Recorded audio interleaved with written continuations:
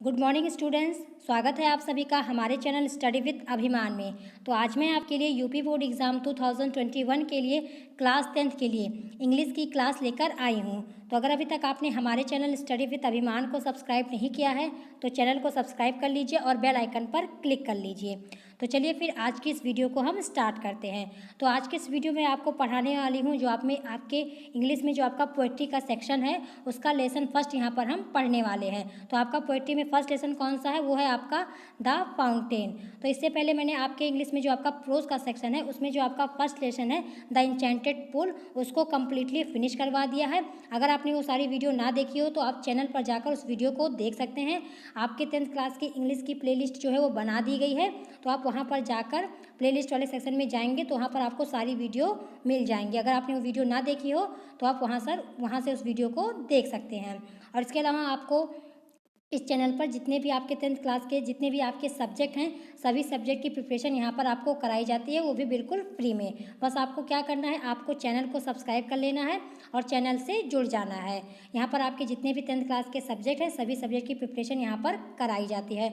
और आपकी क्लासेस का टाइम टेबल भी आप सबसे शेयर कर दिया गया है। अगर आपने वो वीडियो ना देखी हो तो चैनल पर जाकर आप उस वीडियो को देख सकते हैं। वहाँ पर मैंने आपको डिटेल में बताया है कि आपकी कौन कौन सी क्लासेस किस किस दिन चलती हैं और क्लासेस का टाइमिंग क्या है, सारा कुछ मैंने आपसे शेयर किया हुआ है उस वीडियो में। तो अगर आपने वो वीडियो ना देखी हो तो आप चैनल पर जाकर उस वीडियो को देख सकते हैं।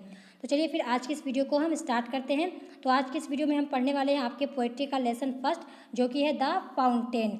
और इसके ऑथर कौन है, तो इसके ऑथर हैं आपके जेम्स रसेल लॉवेल जो हैं इसके ऑथर हैं। तो आपको मैं शुरुआत में ही बता देती हूँ कि आपको जो भी आपका लेसन है आपको लेसन का नाम अच्छे से याद कर लेना है और लेसन के जो भी ऑथर हैं ऑथर का नाम भी आपको अच्छे से याद कर लेना है, क्योंकि इससे रिलेटेड आपके क्वेश्चन आंसर पूछे जाते हैं। जब मैं आपको इसका क्वेश्चन आंसर वहाँ कराऊंगी तो वहाँ पर आपको ये अच्छे से याद होना चाहिए कि लेसन का नाम और ऑथर का नाम यहाँ पर आपको अच्छे से याद होना चाहिए। तो चलिए हम आज की इस वीडियो को स्टार्ट करते हैं।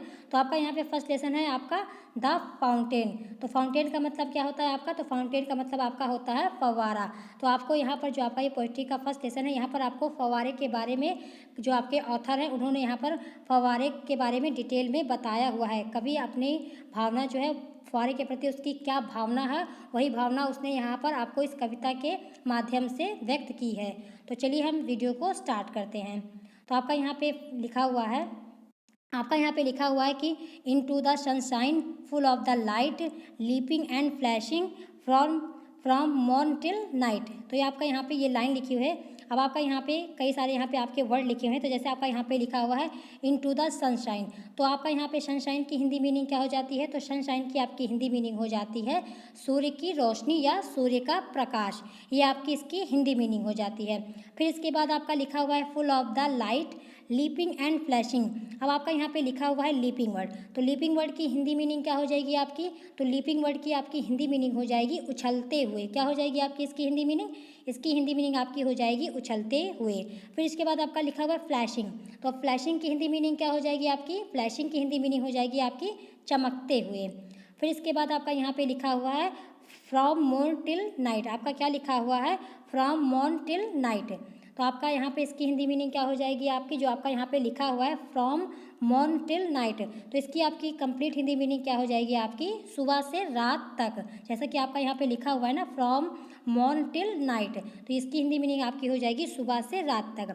अब हम इन 4 लाइन का जो है वो कंप्लीट हिंदी ट्रांसलेशन देख लेते हैं कि आपका जो ये लेसन है द फाउंटेन यानी फव्वारा, इसमें आपका कवि क्या कह रहा है। तो यहाँ पर आपके कवि जो है वो फव्वारे को देखकर क्या कह रहे हैं, तो कवि फव्वारे को देखकर कहते हैं कि फव्वारा जो है वो सूर्य के प्रकाश में बड़े वेग के साथ उछलते हुए तथा चमकते हुए सुबह से रात तक अपना कार्य करता है। ये आपकी इस 4 लाइन की हिंदी मीनिंग हो जाएगी। तो आपको मैं यहाँ पर थोड़ा सा डिटेल में बता देती हूँ कि कवि क्या कह रहा है फव्वारे को देखकर।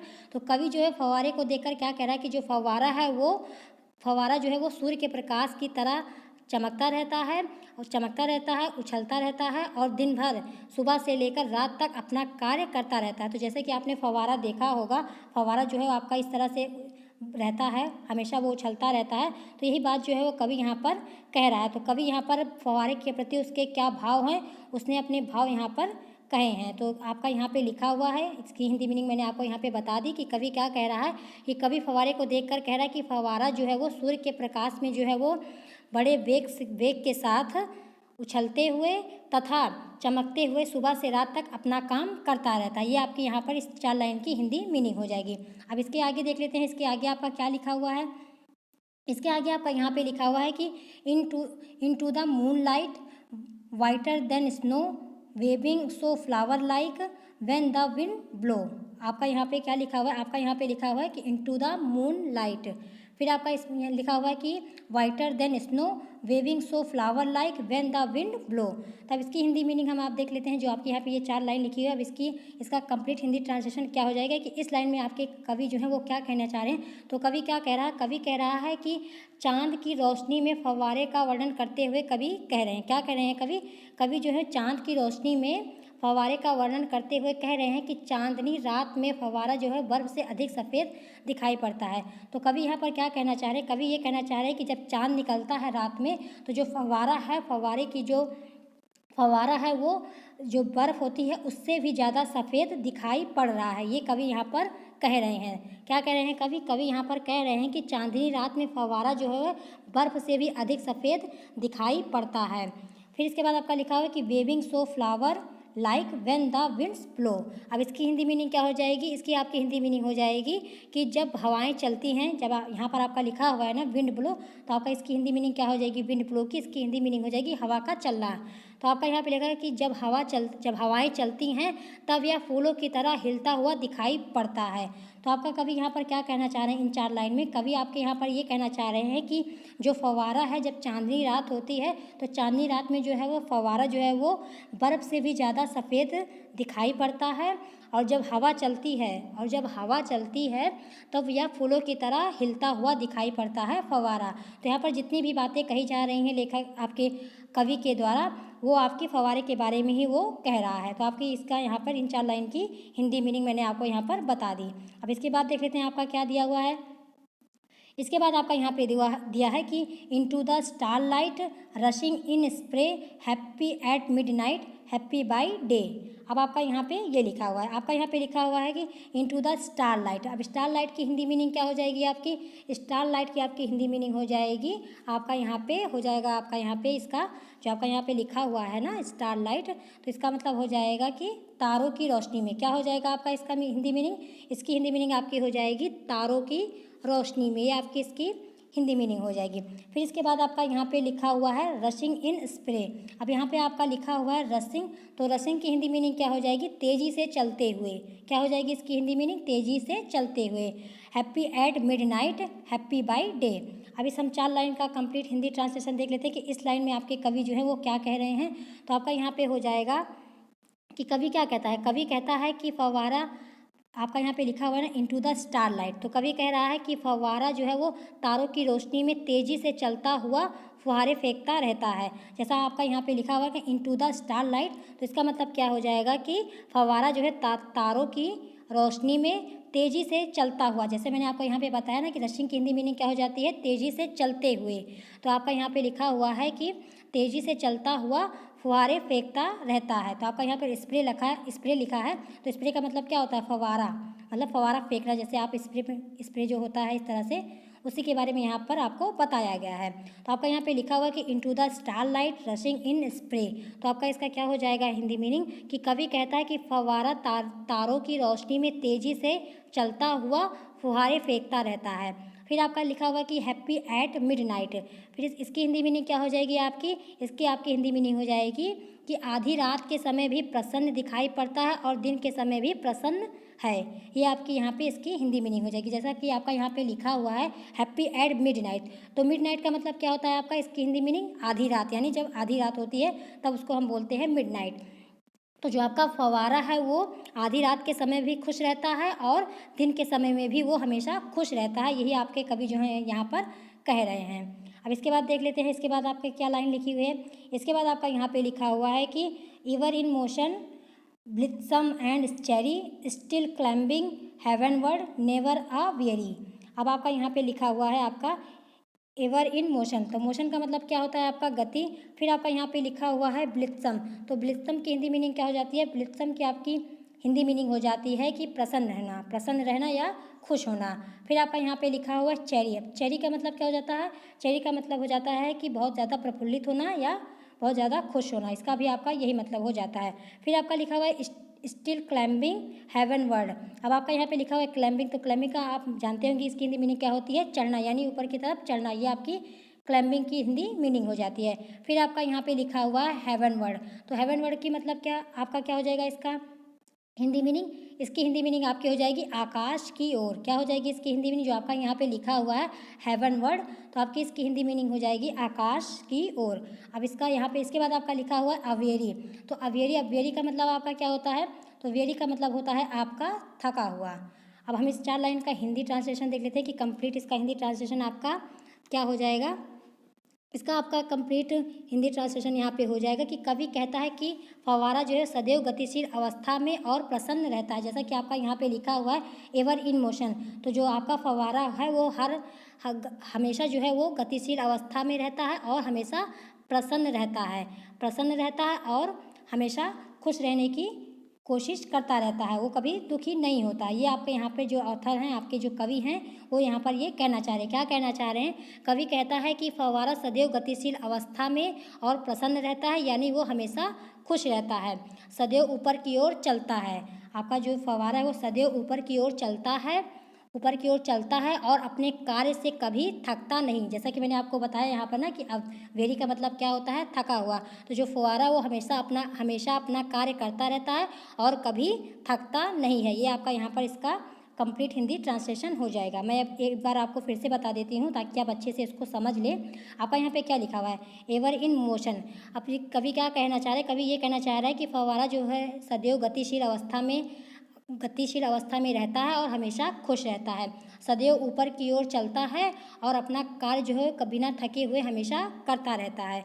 ये आपकी इसकी हिंदी मीनिंग हो जाएगी। अब चलिए नेक्स्ट देख लेते हैं। नेक्स्ट आपका क्या लिखा हुआ है? नेक्स्ट आपका यहाँ पे लिखा हुआ है glad of all weather still seeming best upward और डाउनवर्ड मोशन दाई रेस्ट। अब आपका यहाँ पे ये लिखा हुआ, अब इसकी 4 लाइन आपकी जो यहाँ पे लिखी हुई है इसका हम हिंदी ट्रांसलेशन देख लेते हैं। तो सबसे पहले आपका यहाँ पे लिखा हुआ है ग्लैड, तो ग्लैड का मतलब क्या होता है? ग्लैड का मतलब होता है आपका प्रसन्न। फिर आपका यहाँ पे लिखा हुआ है ऑफ ऑल वेदर्स, तो आप वेदर्स का मतलब आप जानते ही होंगे मौसम होता है। फिर लिखा हुआ है स्टिल सीमिंग बेस्ट और फिर लिखा हुआ अपवर्ड और डाउनवर्ड। अब यहाँ पे लिखा हुआ अपवर्ड और डाउनवर्ड, तो अपवर्ड का मतलब आपका क्या हो जाता है? अपवर्ड का मतलब आपका हो जाता है ऊपर की ओर। और फिर आपका लिखा हुआ है डाउनवर्ड, तो डाउनवर्ड का मतलब हो जाता है नीचे की ओर। फिर इसके बाद लिखा हुआ है मोशन दाई रेस्ट। अब इसका हम कंप्लीट हिंदी ट्रांसलेशन देख लेते हैं कि इसका कंप्लीट हिंदी ट्रांसलेशन क्या हो जाएगा। तो आप यहाँ पर कवि क्या कह रहा है? तो यहाँ पर कवि कहता है कि फव्वारा जो है हर मौसम में प्रसन्न दिखाई देता है। जैसा कि लिखा हुआ है ना कि ग्लैड ऑफ ऑल वेदर, तो यहाँ पर जो फव्वारा वो हर मौसम में प्रसन्न रहता है, यानी हर मौसम में वो खुश रहता है। स्टिल सीमिंग बेस्ट, फिर लिखा हुआ है कि वो स्टिल सीमिंग बेस्ट, यानी हमेशा वो खुश रहता है। चाहे जो मौसम हो, हर मौसम में हमेशा खुश रहता है, हमेशा वो प्रसन्न रहता है। कभी ऊपर की ओर जाता है और कभी नीचे की ओर आता है। जैसे कि आपका लिखा हो अपवर्ड और डाउनवर्ड, तो जो फव्वारा है वो कभी ऊपर की ओर जाता है और कभी नीचे की ओर आता है। लगातार चलता रहता है, उसकी गति ही उसका आराम है। जैसा कि आपका यहाँ पे लिखा हुआ है मोशन दाई रेस्ट, तो इसका मतलब क्या हो जाएगा आपका कि उसकी गति ही उसका आराम है। जो फव्वारा है वो हमेशा चलता रहता है, वो जो हमेशा गति करता रहता है, वो गति ही उसका आराम है। यही कवि यहाँ पर आपके कहना चाह रहे हैं। तो यहाँ पर मैंने आपको इसका कंप्लीट हिंदी ट्रांसलेशन बता दिया। एक बार मैं फिर से आपको यहाँ पे बता देती हूँ कि कवि कहता है कि फव्वारा हर मौसम में हमेशा खुश रहता है, कभी वो ऊपर की ओर जाता है, कभी नीचे की ओर आता है, लगातार चलता रहता है, उसकी गति ही उसका आराम है। तो यही सारी बातें आपको इस 4 लाइन में कवि के द्वारा यहाँ पर कही गई हैं। अब चलिए नेक्स्ट देख लेते हैं। नेक्स्ट आपका यहाँ पे क्या लिखा हुआ है? नेक्स्ट आपका यहाँ पे लिखा हुआ है कि full of the nature nothing can tame change every motion every moment you're the same. क्या लिखा हुआ है आपका यहाँ पे? आपका यहाँ पे लिखा हुआ है full of nature nothing can टेम। अब आपका यहाँ पे लिखा हुआ है टेम। क्या लिखा हुआ है आपका? TAME टेम। तो टेम का मतलब क्या होता है? फालतू बनाना। क्या मतलब होता है इसका? आपका फालतू बनाना। फिर आपका यहाँ पे लिखा हुआ है change every moment ever the same. अब इसका हम कंप्लीट हिंदी ट्रांसलेशन देख लेते हैं कि क्या हो जाएगा। तो इसके बाद आपके जो कवि हैं वो क्या कह रहे हैं फव्वारे के बारे में। इसके बाद जो कवि हैं वो कह रहे हैं कि कवि कहता है कि फव्वारे की प्रकृति सदैव चलते रहना है। आपका यहाँ पे क्या लिखा हुआ है कि full of a nature nothing can टेम। तो आपका यहाँ पे लिखा हुआ फुल ऑफ नेचर। तो कवि क्या कह रहे हैं, कवि कह रहे हैं कि प्रकृति सदैव चलते रहना। फव्वारे की प्रकृति जो है, फव्वारे का नेचर कैसा है, फव्वारे का नेचर है कि वो हम सदैव जो है वो चलते रहे, हम वो कभी रुके ना, हमेशा वो चलते रहे। कोई भी वस्तु इसे कार्य करते रहने से रोक नहीं सकती। तो फव्वारा जो है, फव्वारे को कोई भी वस्तु जो है उसको अपना कार्य यानी जो हमेशा वो लगातार चलता रहता है, लगातार फव्वारे फेंकता रहता है, उसको करने से कोई उसे रोक नहीं सकता। यद्यपि यह प्रत्येक क्षण बदलता रहता है। तो जब ये जो आपका फव्वारा होता है वो कभी ऊपर की ओर जाता है, फिर कभी नीचे की ओर आ जाता है। तो यही बारे में आपको यहाँ पर बताया गया, लिखा ना है कि चेंज एवरी मोमेंट आपका, फिर लिखा हो एवर द सेम। तो इसका हम हिंदी मीनिंग जान लेते हैं कि यद्यपि यह प्रत्येक क्षण बदलता रहता है, फिर भी सदैव वैसा ही रहता है, अर्थात अपना कार्य करता रहता है। और फव्वारे की गति जो है वो ज्यों की त्यों रहती है, क्योंकि पानी का बहाव लगातार जारी रहता है। यही बातें आपको यहाँ पर कही गई हैं कवि के द्वारा। क्या कवि कह रहा है, कवि जो कह रहा है कि जो फव्वारा है उसका नेचर कैसा है, उसका नेचर ये है कि वो हमेशा चलता रहे, कभी रुके ना, और कोई भी वस्तु ऐसी नहीं है जो उसको रोक सके। जो फव्वारा है, जो आपका फव्वारा चलता रहता है, कोई भी ऐसी वस्तु नहीं है जो उसको ये कार्य करने से रोक सके। यद्यपि वो प्रत्येक क्षण बदलता रहता है, कभी आपका फव्वारा ऊपर जाता है, फिर कभी नीचे आ जाता है। तो यही बात आपको यहाँ पे कही गई कि चेंज एवरी मोमेंट है। क्या मतलब होगा इसका, इसका मतलब होगा कि यह प्रत्येक क्षण बदलता रहता है, फिर भी ये सदैव वैसा ही रहता है, अपना कार्य हमेशा ये करता रहता है। फव्वारे की गति जो है वो ज्यों की त्यों रहती है, क्योंकि जो आपका पानी रहता है, पानी का बहाव लगातार जारी रहता है। ये बातें यहाँ पर कवि के द्वारा आपकी कही गई हैं। अब इसके बाद देख लेते हैं नेक्स्ट आपका क्या लिखा हुआ है।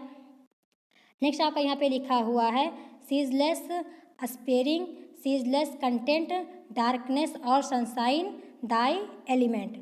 आपका यहाँ पे ये लिखा हुआ है। अब आपका इसका हिंदी मीनिंग क्या हो जाएगा, आपका यहाँ पे लिखा हुआ है सीजलेस एस्पेयरिंग। तो आपका इसकी हिंदी मीनिंग क्या हो जाएगी आपकी यहाँ पर, जो आपका यहाँ पे लिखा हुआ है सीजलेस कंटेंट, डार्कनेस और सनशाइन, दाई एलिमेंट। अब इसका हम कंप्लीट हिंदी मीनिंग जान लेते हैं कि आपका इसका कंप्लीट हिंदी मीनिंग आपके यहाँ पे क्या हो जाएगी। तो आपका यहाँ पे लिखा हुआ है सीजलेस एस्पेयरिंग। तो आपका यहाँ पे जो लिखा हुआ है आपका सीजलेस, तो सीजलेस का मतलब क्या होता है, लगातार। जो आपका यहाँ पे लिखा हुआ है सीजलेस, तो सीजलेस का आपका यहाँ पे मतलब होता है लगातार। और फिर इसके बाद आपका यहाँ पे लिखा हुआ है अस्पायरिंग। तो अस्पायरिंग की हिंदी मीनिंग आपकी क्या हो जाएगी, अस्पायरिंग की आपकी हिंदी मीनिंग हो जाएगी ऊपर ही उठते जाना। इसकी क्या मीनिंग हो जाएगी आपके यहाँ पे जो लिखा हुआ है अस्पायरिंग, तो अस्पायरिंग की आपकी हिंदी मीनिंग हो जाएगी ऊपर ही उठते जाना। ये आपकी इसकी यहाँ पे हिंदी मीनिंग हो जाएगी।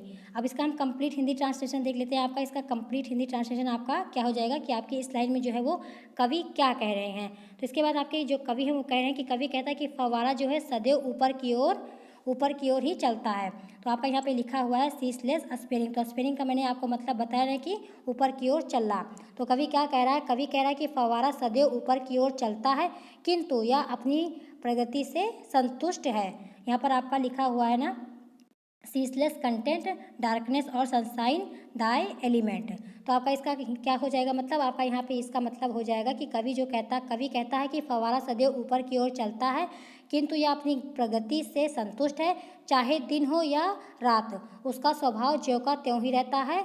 मतलब कि इसके कार्य करने के ढंग में कोई भी चेंज नहीं आता है। जैसा कि आपका यहाँ पे लिखा हुआ है डार्कनेस और सनशाइन। तो यहाँ पर मतलब क्या है कि डार्कनेस का मतलब आपका यहाँ पे है रात से, और सनशाइन का मतलब आपका यहाँ है दिन से। तो यही बात यहाँ पर कह रहा है कि फव्वारा जो है हमेशा चलता रहता है, चाहे दिन हो चाहे रात हो, उसकी गति में कोई चेंज नहीं होता है, वो लगातार चलता रहता है, तो उसकी गति में कोई चेंज नहीं होता है। यही बातें यहाँ पर कवि के द्वारा कही गई हैं। अब इसके बाद देख लेते हैं नेक्स्ट आपका क्या दिया हुआ है। नेक्स्ट आपका यहाँ पे दिया हुआ है glorious fountain, let my heart be fresh changeful content, upward like tree. आपका यहाँ पे ये लिखा हुआ है। अब इसका हम हिंदी ट्रांसलेशन जान लेते हैं। आपका क्या हो जाएगा, आपका इसका हिंदी ट्रांसलेशन आपका यहाँ पे लिखा हुआ है ग्लोरियस। तो ग्लोरियस का आपका हिंदी मीनिंग क्या हो जाता है, आपका जो यहाँ पे लिखा हुआ है ग्लोरियस, तो ग्लोरियस की हिंदी मीनिंग हो जाती है आपकी शानदार। क्या हो जाएगी इसकी हिंदी मीनिंग, इसकी हिंदी मीनिंग हो जाएगी आपकी शानदार। फिर इसके बाद आपका यहाँ पे लिखा हुआ है let my heart be fresh changeful constant, upward like thee. क्या लिखा हुआ है आपका, अपवर्ड लाइक दी। अब इसका हम कंप्लीट हिंदी ट्रांसलेशन जान लेते हैं कि आपका इसका कंप्लीट हिंदी ट्रांसलेशन क्या हो जाएगा आपके इस स्टैंजा में जो आपके कवि हैं वो क्या कह रहे हैं। तो आपका यहाँ पे कवि क्या कह रहा है, कवि जो कह रहा है कवि कह रहा है कि ग्लोरियस फाउंटेन। तो आपका यहाँ पे कह रहा है कवि जो है फव्वारे को संबोधित करते हुए क्या कह रहा है, कवि जो है फव्वारे को संबोधित करते हुए कहता है कि शानदार फव्वारा, मेरी इच्छा है कि मेरा हृदय भी तुम्हारी तरह से ताज़ा, परिवर्तनशील, दृढ़ और नीचे से ऊपर की ओर प्रगतिशील हो जाए। तो जैसा कि आपका यहाँ पे लिखा हुआ है ग्लोरियस फाउंटेन, तो यहाँ पर शानदार फव्वारे की बात है। फाउंटेन का मतलब आपका क्या होता है, फव्वारा होता है। तो कवि क्या कह रहा है, फव्वारे को देखकर कह रहा है कि जिस तरह से तुम शानदार हो, मेरी भी इच्छा है कि मैं भी तुम्हारी तरह इसी तरह से शानदार हो जाऊं। मेरी भी यही इच्छा है, मेरी भी यही इच्छा है कि तुम्हारी तरह मैं भी हमेशा ताज़ा रहूं, परिवर्तनशील रहूं और अपना जो काम है वो अच्छे से कर सकूं, अच्छे से जो काम है अपना कर सकूं, दृढ़ निश्चय ले सकूं और नीचे से ऊपर की ओर हमेशा प्रगतिशील की ओर बढ़ता जाऊं।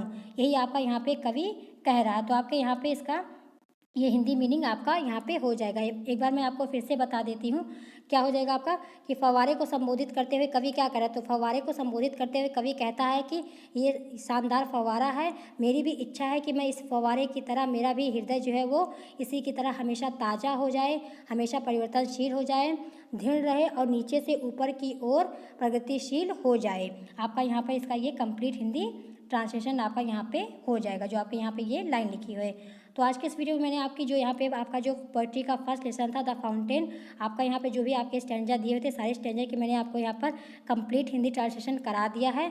तो अगर आपको यहाँ पर कोई चीज़ ना समझ में आई हो या आपका कोई डाउट हो तो आप कमेंट सेक्शन में पूछ सकते हैं। अब नेक्स्ट वीडियो में हम इसके क्वेश्चन आंसर को देखेंगे, जो भी आपके इस चैप्टर से, आपके इस लेसन से जो भी आपके इंपॉर्टेंट क्वेश्चन आंसर आपके एग्जाम में पूछे जाते हैं वो हम नेक्स्ट वीडियो में डिस्कस करेंगे। तो अगर आज की वीडियो आप सबको पसंद आई हो तो वीडियो को लाइक करना, शेयर करना और हमारे चैनल स्टडी विद अभिमान को सब्सक्राइब करना मत भूलिएगा। तो आज की वीडियो में इतना ही, फिर मिलूंगी आपसे नेक्स्ट वीडियो में। Thanks for watching.